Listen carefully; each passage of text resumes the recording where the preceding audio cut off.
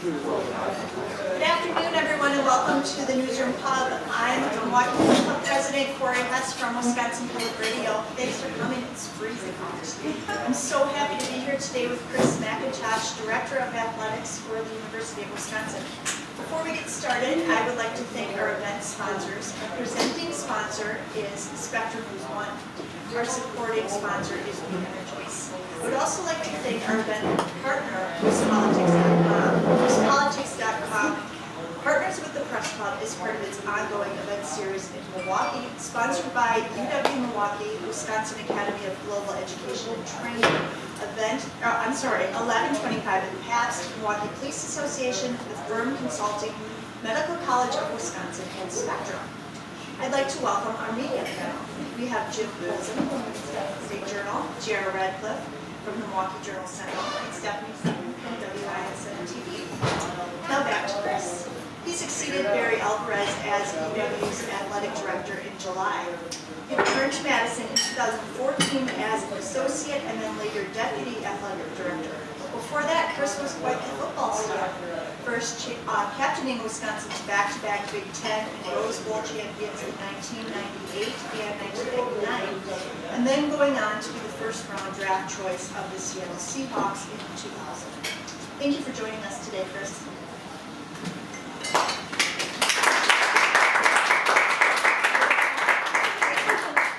It's great to be here today. I'd like to just start by thanking the Milwaukee Press Club for inviting me to visit with you today.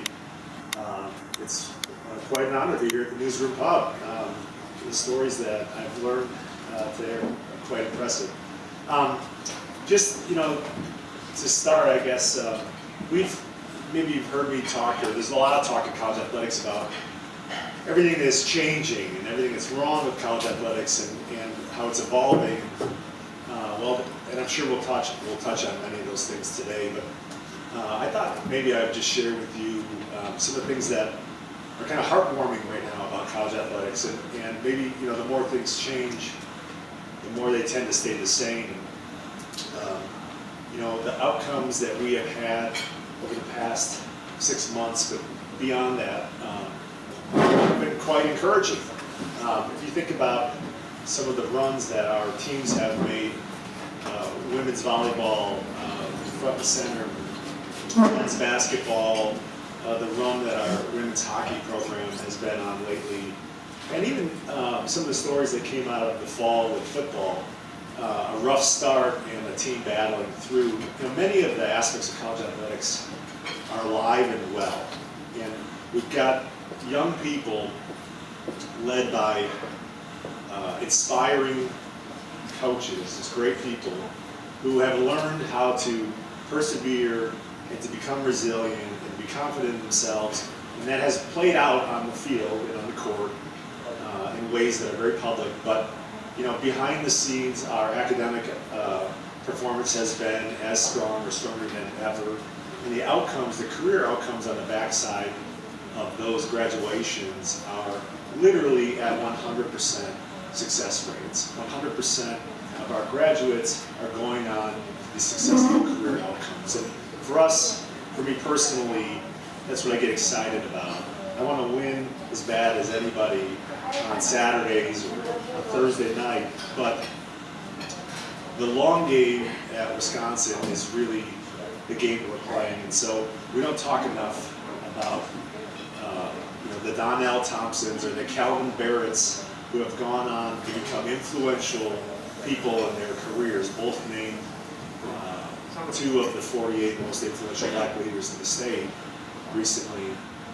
We tend to talk about the JJs and the TJs and the JTs, all these initials, and rightfully so, but it's that long game, it's that bigger perspective that I think we've bought into at Wisconsin, I've bought into personally, and that part is alive and well, even amidst some of the questions that are being asked in college athletics, which are good questions to ask. And so with that, maybe we start asking some questions.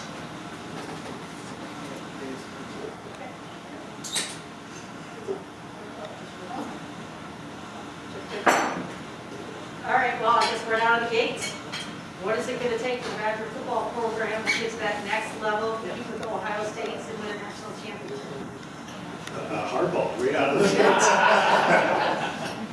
I think for a long time, our program, for decades now, our program has aspired to be the best that it can be in a way that fits with Wisconsin. And so I don't think what motivates us is necessarily, and we're motivated on Saturdays to beat our opponent, don't get me wrong. But I think we're trying to reach the potential that we have within our program at Wisconsin. And for many years, I'm not sure if we've ever been satisfied with that. And we've had unbelievable teams and programs. So it's this pursuit of always being continually improving upon our program. And I'm excited about where our program is heading right now. I think there'll be some exciting news to be shared over the next week or so. I think we're in a healthy position right now. And I'll save the predictions. My predecessor made bold predictions about ticket sales and others, and I think I'll save the predictions for a later date. But I couldn't tell you. I could tell you that I would be more excited about it.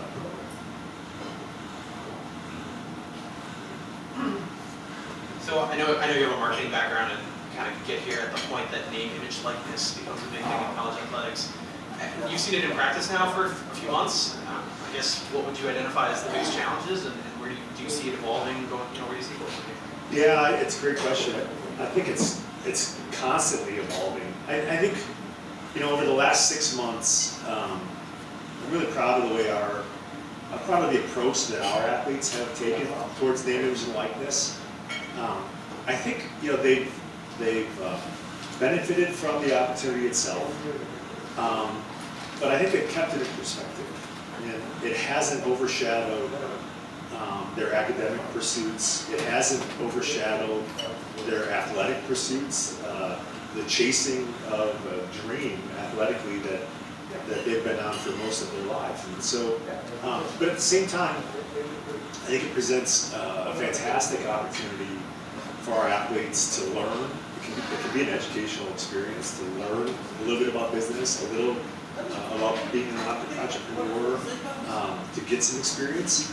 I worry, and I've been vocal about this, I worry about the role that it plays in recruiting and transfers. And I think time will tell just how significant that is. But I think it's been healthy. I think it's been healthy at Wisconsin. When I think back on my own experience as a student athlete in that 18 to 22-year-old window, I think back on what this could have been like, and I think it could have been incredible. There were times, it's an interesting it was an interesting point in my life in terms of the perspective I had, or even the lack of perspective I had, not yet having fully realized the value of a degree from the University of Wisconsin, the 22-year-old me. But having been on the backside of 2 Rose Bowls, and there were feelings of resentment or being sold short. And I think it's a healthy thing right now that our student athletes don't necessarily feel the same way.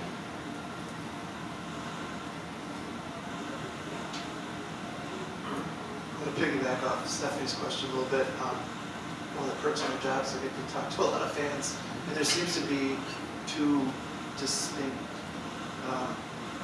pieces within this fan base. There's the older generation that lived through the worst of this athletic department, and bowl games and NCAA tournaments still mean something to them. There is a younger generation that has only ever experienced bowl games and NCAA tournaments, and they want something more. How do you, I'm sure you hear a lot of this, how do you speak to both of those bodies within the fan base? Yeah.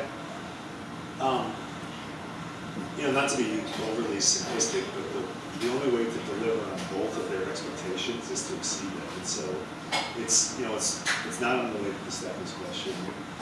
It's trying to take the next step with the program and trying to do something that hasn't necessarily been done in Wisconsin. And that will satisfy the expectations of those fans who have been with us for a long time and remember what that stadium looked like when we played Michigan State in 1989. And those that I speak to that weren't born when we went back-to-back Rose Bowls, and that's ancient history. And so that's just the reality of where our customer, where our fan is today, and that those expectations I expect will increase over time. And so our own success has created an expectation that we become more successful and deliver even better outcomes, and I think that's what we're striving to do. How does UW adapt to the new transfer portal where players don't have to sit out a year now? Yeah, I think, in some ways, that adaptation has come in the form of benefit. And we've had, student athletes come into our program because of the flexibility that has been allowed with the transfer portal. And it's been a great opportunity for both the student athlete and for our program, and they've done well. Some of our most notable players, Russell come from even before the transfer portal, that have done really successful, have had a really successful outcome.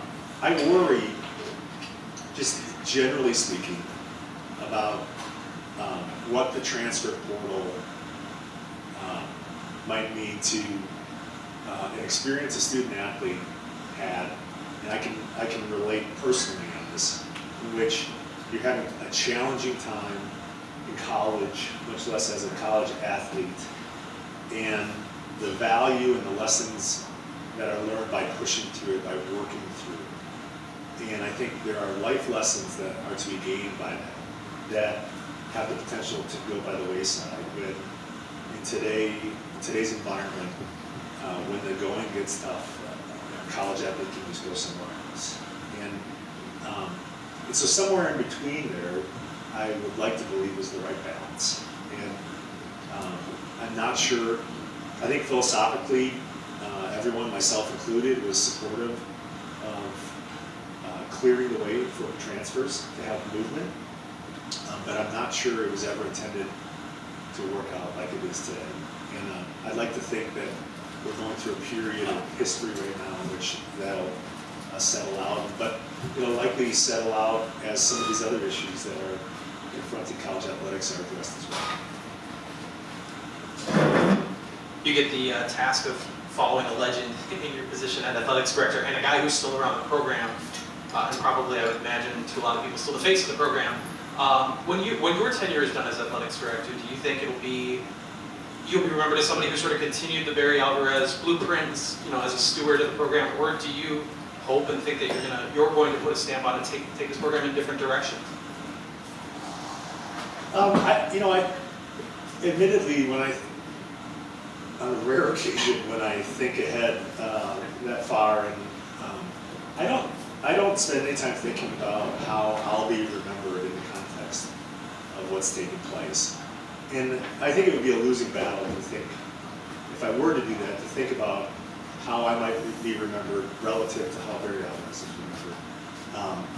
And so maybe that's just a mind game I put myself to avoid a losing battle that way. Barry obviously means a lot to me, and he's been in these different chapters of my life really impactful to me, and I've learned a lot of lessons from him. And one of the lessons I learned from him as a player in this program was to avoid comparing yourself to others, to just focus on what you have the control to focus on, and to try to kind of eliminate distractions. And so I don't really think about my job in the context of how I compare to Barry, that's probably a losing battle. I would like to think that, given everything that's being called to question about college athletics right now, and the inevitable change that will take place, that down the road, 10 years or beyond down the road, our program will be in an even stronger position will be thriving. The outcomes that I referenced on the front end of this will be even stronger. And I think, it's important to explicitly state, because I think it's lost in the debate right now, that 10 years from now or beyond, education will be at the center of this. Earning a degree from a world-class institution will be something that Wisconsin stands for. And I say that because I don't hear that brought up a lot right now in the debate about what college athletics should be, and it would be some form of victory to preserve that. Chris, if you're heading towards college football playoff expansion, can you maybe help us understand why that hit a roadblock, and what is UW's position in general on whether you'd like to see the playoff expand? Yeah, I think, generally speaking, our position at UW is supportive of expansion. I think, the roadblock, so to speak, that's been hit has been in working out the details and the timing of it and the way it comes about. And I think it's a balancing act of tradition. A good example of that is in the form of the Rose Bowl. And so try to preserve some of the most beautiful parts of college football, weighing health and wellness issues for student athletes, the number of games, the timing of those games, as they specifically as they relate to finals. And so, expansion that conflicts with the very point about education that I just made. We got to reconcile those things, and so I think we want to see it done, but we want to see it done in the right way, in a way that doesn't necessarily have to be modified, not too far down the road. The Badger women's volleyball team is coming off the national championship. What does that mean for the future of women's sports at Wisconsin moving forward? And what can the men's teams learn from the women's team winning the national championship? Yes, I went there. I think there's a lot of lessons to be learned from the women's volleyball team. Beyond just the men's basketball team. I think at Wisconsin, the success that we've had in our women's sports, most recently women's volleyball, but not limited to. Women's hockey is a great example. It proves what's possible at Wisconsin. And that has been, that aspiration has been really valuable within our program. It's been really valuable in recruitment of coaches. A great example of that is our women's basketball coach, Marissa Mosley, who agreed to come to Madison, to Wisconsin, to rebuild a program that's been down for a long time. And when she looks across the hall at the program that's there in the form of women's hockey and sees what's possible at Wisconsin, what she asked is a question actually that was asked back in the early 90s by Brookfield native Joe Panos. Why not us? And that kind of mantra, kind of permeates through all of our programs. And when you see the successful program like women's volleyball, it just elevates the bar, it elevates the expectation, and it gets people saying, well, why not us? And so I think that only time will allow us to quantify the effect of that. But I think that's a huge boost to the culture of our program beyond just volleyball. I feel like I'm getting into the minutiae here, but I want to ask about baseball. That's something, I know that's a hot button issue. There are a lot of alumni who want, who want baseball back at Wisconsin. Has been there since the early 90s. And I know Barry has said that's just too tough a path. Is there a path at all to seeing baseball back in Wisconsin? I'll say this. I think, first of all, I've talked to Pat Richter about this. There's a difficult decision made in the early 90s to eliminate baseball, but not limited to baseball. And I can't imagine what that must have felt like, especially for Pat, having played baseball. And I feel for our letter winners that played baseball and the other sports that were discontinued. And it's difficult for me to even imagine the pain that they feel. This kind of loss of connection. That said, to your question, is, I won't comment on Barry's approach to baseball, but I will say this. Will there be a time for baseball or will there not? I don't know. I don't know that. I know it's my feeling that right now is not the time for baseball, given everything else that's happened and that is unfolding. We've just emerged from a period of time when dealing with COVID and the financial challenges of COVID, which we've had to take on debt to get through that in the form of a campus loan. We've made terribly difficult decisions in reducing our head count, not insignificantly, in order to preserve the 23 sports that we have. And the reason we did that is because we value this kind of broad-based opportunity that 23 sports and 800 plus athletes brings, and the effect of it.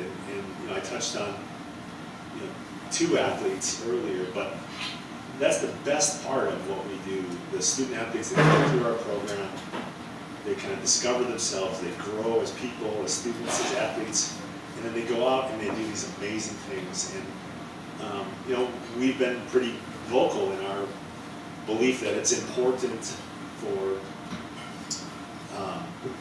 a soccer student athlete to have a great experience at Wisconsin. It's just as important that he or she has a great experience as it is for a football or basketball athlete at Wisconsin. And so that's where our focus is right now. It's in not just the preservation of those programs, but the growth of those programs. How can we be more successful in those programs? But it's difficult to anticipate what the future will look like. And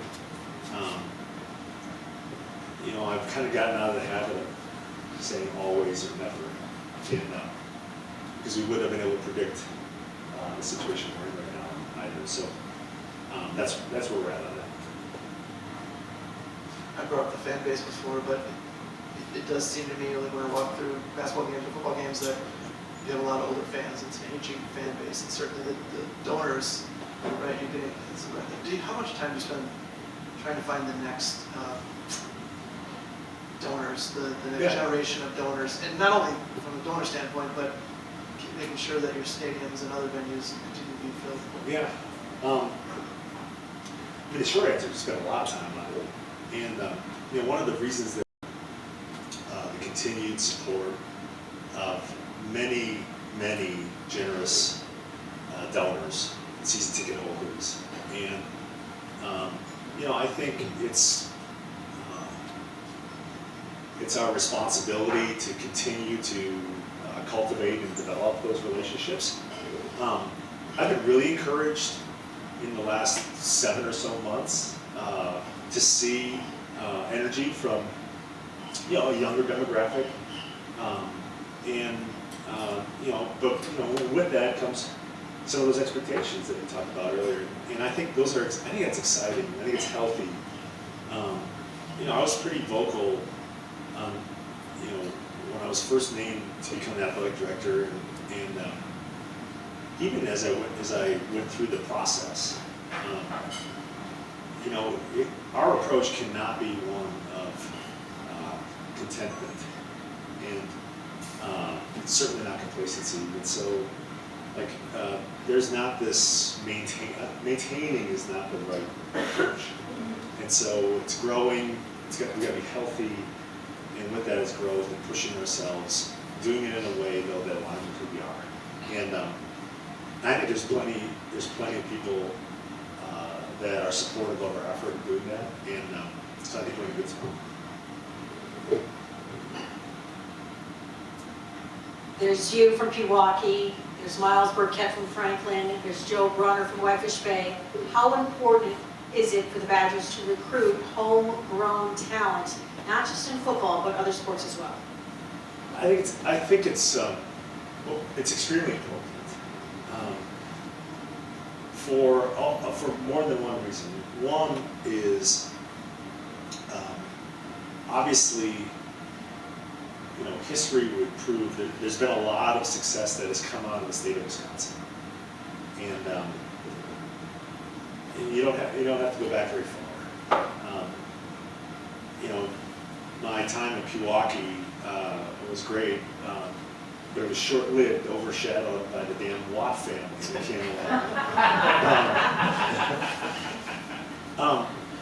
But I think what's important today, and one of the things that's might be changing today, given the state and place of college athletics, the ability and flexibility granted for transfers and everything else, I think it's really important that that feeling is a mutual one.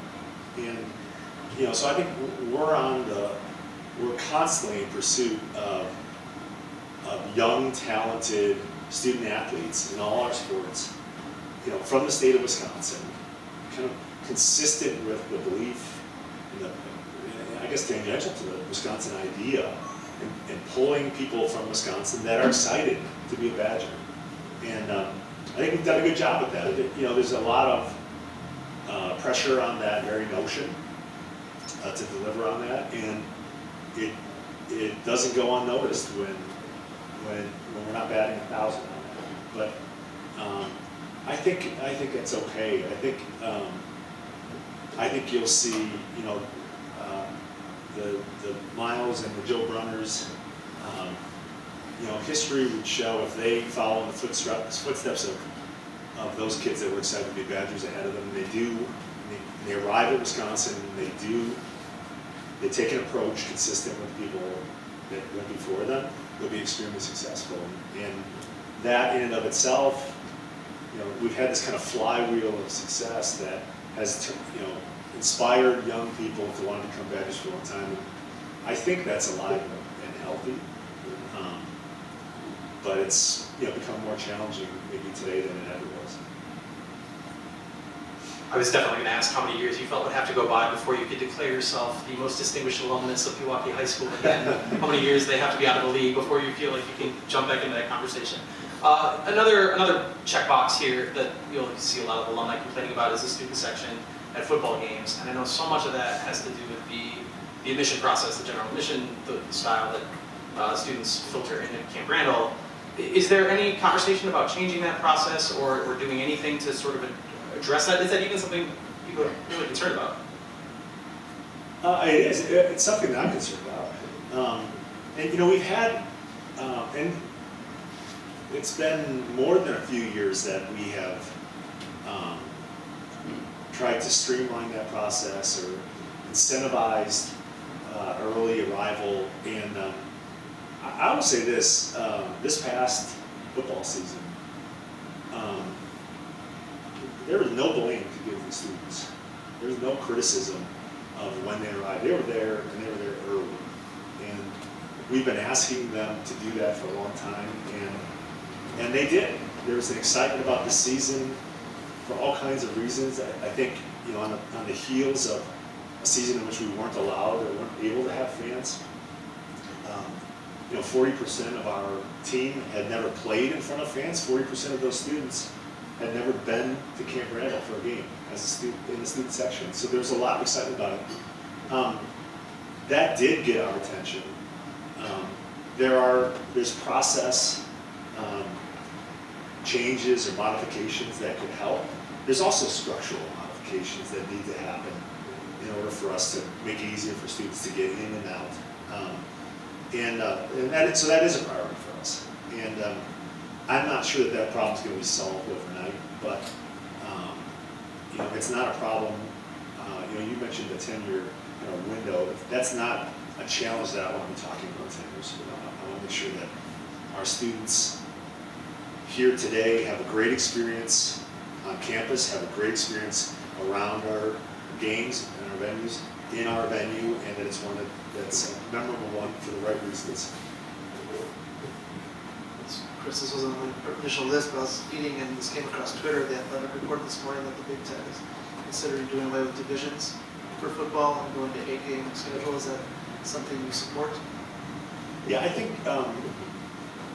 one of the lessons that I learned from Barry and really stuck with me when it comes to matters of the Big Ten is to put Big Ten first. The health of our league is of benefit to us, and I think history has shown he's made some difficult decisions that I think back to legends and leaders that weren't necessarily the best thing to have happened to Madison, to Wisconsin, but it was at the time the best for the league. And so there's a lot of talk right now and even debate about what should take place, what's the right approach, and so there's a number of models that are being vetted, debated, and I think it's a difficult challenge given some of the uncertainties with the CFP, expansion, no expansion, criteria. But I think, we've got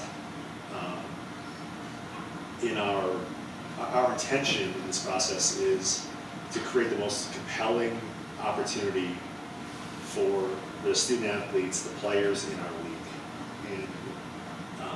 And so that brings up issues like divisions and number of games and the pursuit of a championship within the Big Ten means a lot. And how that champion or others, in addition to that champion, have the ability or potential to play, to chase, or pursue a national championship is important. It's important to fit together.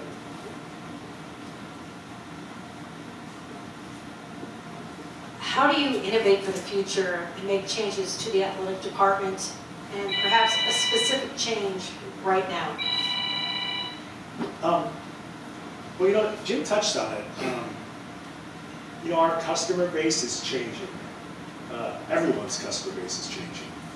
And with that comes a different set of expectations. And if you just think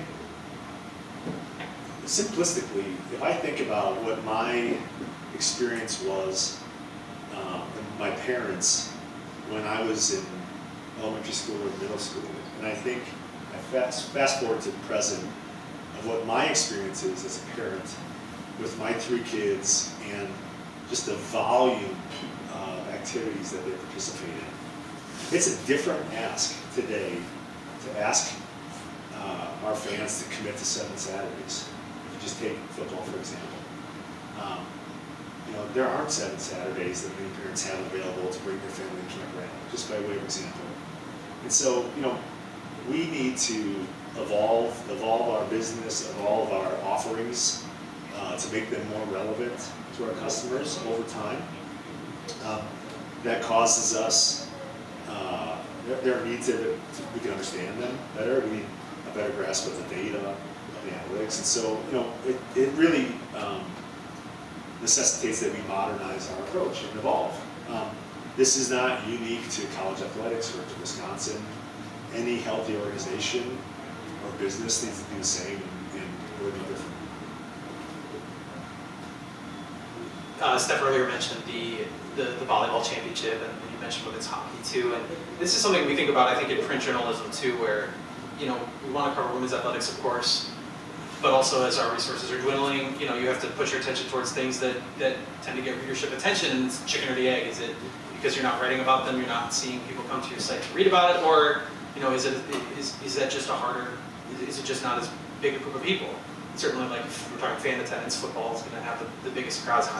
From a marketing standpoint and just a nurturing, standpoint, obviously you want all your programs to do well. Women's athletics has had a lot of success at Wisconsin.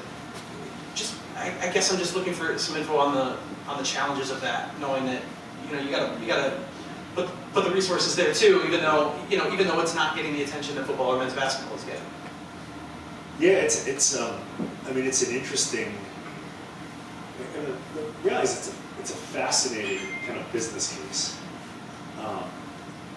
So, I've stated, this priority is this broad-based opportunity, these 23 programs, and supporting them, creating a world-class opportunity for those participants.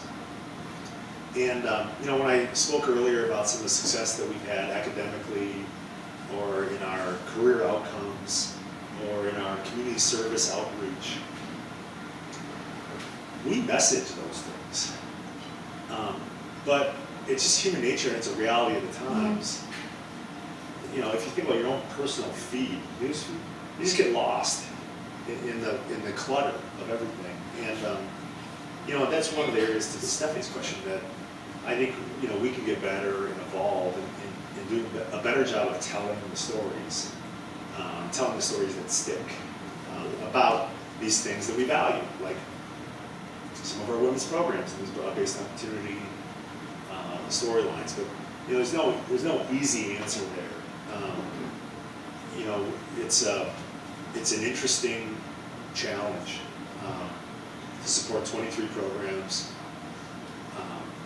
in an equitable fashion, and to tell stories in an equitable way when there's a stark reality, and the economic reality of it, as we learned last year, is 85 to 90% of the revenue that supports broad-based opportunity, that cost of broad-based opportunity, is underwritten by one sport. And I think, to kind of weave a couple of these questions together, that's really the question about college athletics. And because there's so much pressure, focus right now that's applied to that one or two or three revenue-generating programs, questions, and then right questions to ask. But the underlying approach of our model is to underwrite the expense, the cost of opportunity for 800 kids off of, in our case, 2 or 3 sports, and predominantly football. And that's the challenge. That's what makes it so interesting right now. But I'm afraid that is, I don't read about that enough. I don't hear about that enough.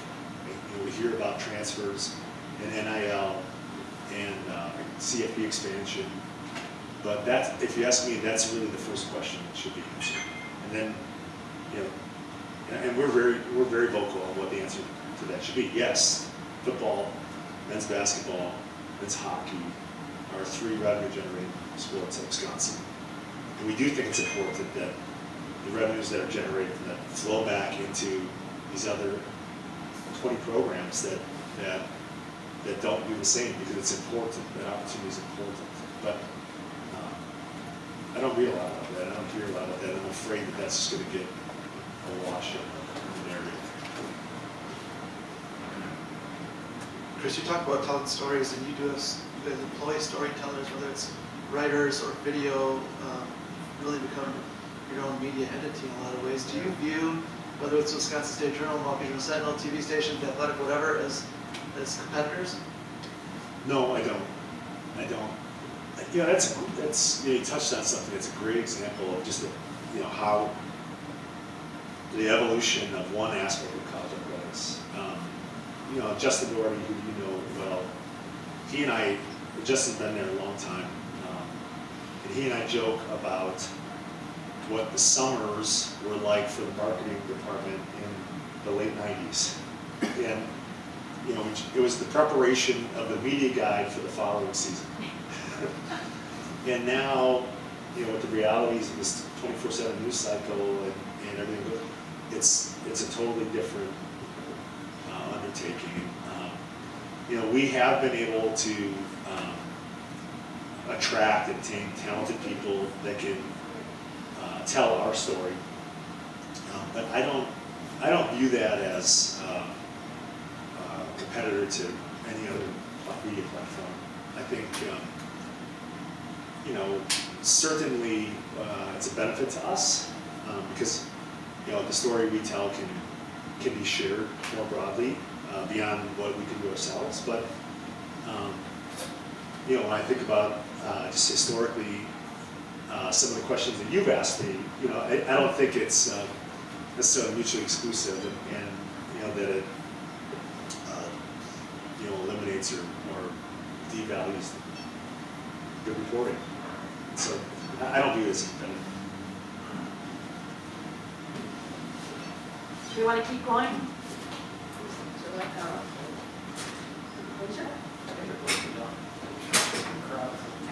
Yeah, that's what I say, or Okay, audience. all right. Here. Two questions. All right. How do you hold on to Jim Leonard? Uh-huh. And you played college ball, you played pro ball, now you're an athletic director. If and when you get the opportunity to talk to the Johnny Davises of the world about whether to stay in school or go on, what do you tell them? And how do you approach? You have to think about their welfare, you have to think about the school, you have to think about revenue. So what do you say to those kids who are trying to make that decision? Yeah. So let me start with that question. Those decisions. For those that have the ability to leave Wisconsin early and pursue a professional career, so first and foremost, those are the exception, not the rule. And I can't comment on Johnny's situation, but I can speak more generally. Our approach has been to sit on the same side of the table with those athletes, not across from them.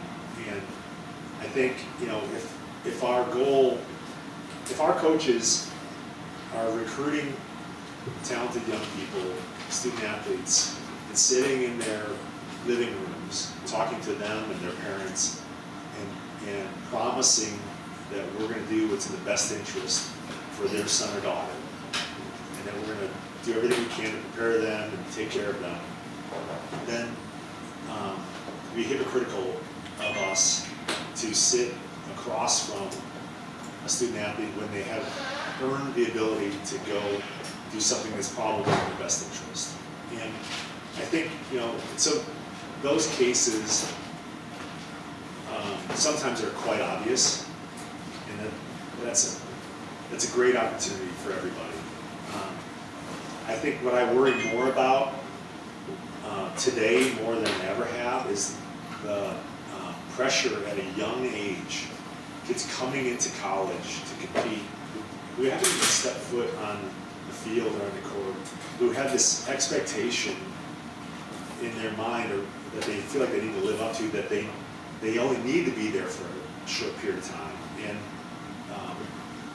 I think that's when there's potential for bad decisions, and decisions that down the road will be regretted. And so I think it's one that the best interest of that student athlete should drive the conversation. They should stay or leave early. I got long-winded on that. Remember what your first question was? Oh, Jim Leonard, yeah. Jim Leonard's a good example. Jimmy consistently is presented with compelling opportunities. And if everything goes well, he will continue to be presented with compelling opportunities because he's earned them and he's delivered on them. And I don't want to speak directly for Jimmy, but I will say there's something that I share with Jimmy, and that is Wisconsin means something personally to him and to me. And I think he wants to see Wisconsin reach its potential. He's one of the people that I would include in that group of people that has a drive and a desire to see Wisconsin take the next step. And so it's about more for Jimmy than maybe others. Other coaches who might be apt to move, I should clarify. Andrew? Chris Andrew Wagner, Forbes Sports. Kind of weaving a couple of questions together because you touched on it. Having to take on debt during COVID and the importance of those revenue-driving sports. So I'll start with the money part. You guys are doing the renovation of the South End, I believe it is. How much of a pinch did COVID put you guys in? Because the end of the day, college athletics is a business. How much did that, kind of put a pinch on things? Well, the South End Zone project, which I didn't get a chance to touch on, is it's in the midst of transformation right now, and my office has kind of a front row seat to it. Barry Alvarez Field at Camp Randall looks a lot different than it did in October. The equipment that's out there is incredible. That project was postponed a year because of COVID and the uncertainties that COVID presented, the financial uncertainties that presented. I think one of the most interesting, if not amazing, developments that has taken place over the last almost 2 years now has been during that period of time that we all went through and had our own experience. Almost all of that inventory has sold out. And it's because of the response that we had from our fan base that allowed us to move forward with the project and push the go button on that project end of May, early June of last year. Without that, I don't think that project could have gotten off the ground, and clearly we didn't anticipate then. I don't think anybody anticipated some of the challenges that we have today with COVID, but that's a great example of this support of our fan base and our donors to make something a reality. So we did that, and we structured an agreement with Learfield alongside of that coupled together made the South End Zone kind of a no-brainer to go ahead with. And so, but it wasn't without its challenges. And then kind of piggyback a follow-up. You mentioned the importance of those revenue-generating sports, especially now. Does that put more pressure or emphasis or expectations on the results and the production of those sports, knowing how much it's vital to funding the rest of the program? I think there's a certain reality to that. I think the pressure, though, comes more from some of the other things we talked about. This, competitive, not being satisfied with where we're at right now. I think it's interesting that the way the expectations, both amongst our fan base and of ourselves, of our coaches, of our athletes, there's not a. I think the only ones that I think the only athletes in our building that are satisfied right now are our women's volleyball players, and I think it's healthy. I think it's a reality. It kind of touches on the question that Jim asked, a younger fan base. Well, we've got student athletes now that have lived their lives, grown up, knowing a Wisconsin that has only been successful at an unprecedentedly high level. And so I think they come through our program and are satisfied with mediocrity. I'll take 2 more questions. Yes, sir. So Chris, I'm guessing you grew up a fan of the Badgers. You played there, you played in the NFL, and then you went to the private business before coming back to the university. But I'm guessing there were some moments when you were in that private, when you were separated a little bit, where you were jumping up and down on your couch, yelling at the TV, or fired up as a fan. Yep. And we've talked a lot about the fans and fan base. Did you get a moment during that volleyball run to celebrate as a fan at all, or was it all seeing it from the director of athletics point of view? And how important is it that you keep, I don't know what percent, 1%, 5% of yourself as that fan, seeing things through that fan's lens, knowing that you're responsible for the budget and for the well-being and all that of the program? So I'll answer your question with 2 quick stories. The first one is, I grew up an hour down the road from Madison, Milwaukee, and really through the 80s and early 90s. And as a football player, there wasn't a lot to cheer for. And so and I've shared this, I didn't have a high level of engagement with Wisconsin football. It really was the Rose Bowl at the end of the '93 season that, put Wisconsin on the map for me. I had been to, prior to being recruited to Wisconsin, I had been to exactly one football game in Camp Randall as a teenager, as a young person. The reason I share that is I don't take for granted full stadiums, and I understand how fragile that is, and how quickly that can slip away. And so there is part of me that,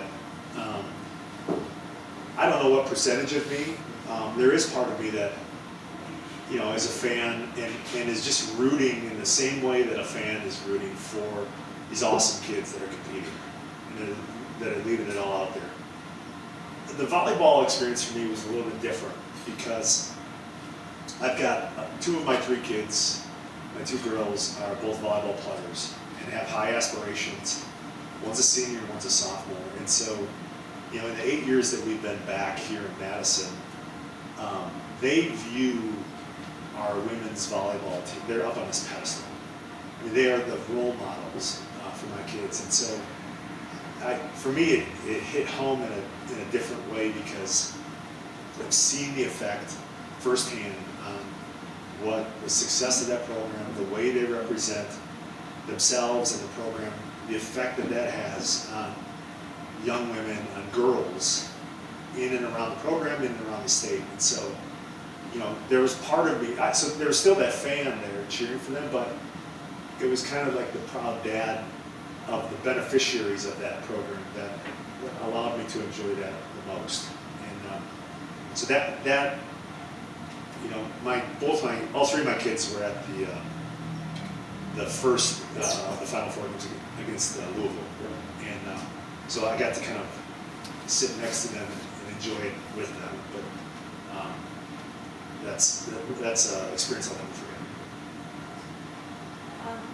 Sir, in the back. Steve McGarvey, Associated Press.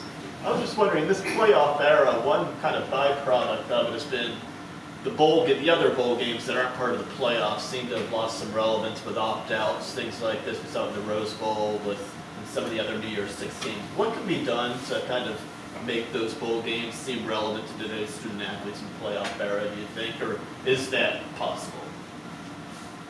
I mean, I think it's possible, and perhaps. I mean, the first thing that comes to mind is perhaps expansion can include more of those games and make them more relevant.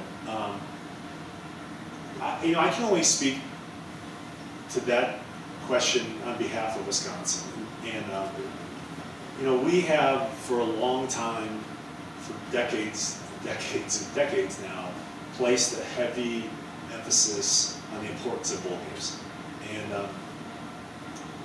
and so I don't say that to create this distinction between us and other programs, but generally speaking, our players and our coaches and there's this culture of being excited to play in the bowl game here for all kinds of reasons. It's viewed during the course of the season as something you earn. And Paul's really vocal about this. You get what you earned at the end of the year, but also, for a long time now, it's been viewed as the stepping stone to next year. It's one way of looking at it in terms of for a developmental program like ours, it's an extra springboard. You get to develop young players, and it's got a different feel, it's got a different vibe, and usually, like this past bowl game we played Arizona State, usually it's a fun game to play in because you play a team that's got a totally different style. And it can be a bit unconventional and unorthodox relative to the Big Ten teams who play. But so there isn't a silver bullet solution to that, but I think there are steps that can be taken to make more of them more relevant. Well, thank you so much for your time, Chris. I really appreciate you coming. Thank Thank you. you to the audience. Thank you to our panelists, Kathleen, JR, and Jim. And thank thank you again to our sponsors, Spectrum News One and WisPolitics.com. Tomorrow night, we're celebrating the city's birthday. Please join us. We'll be at the Grain Exchange at 5:30 p.m. So thank you all for coming.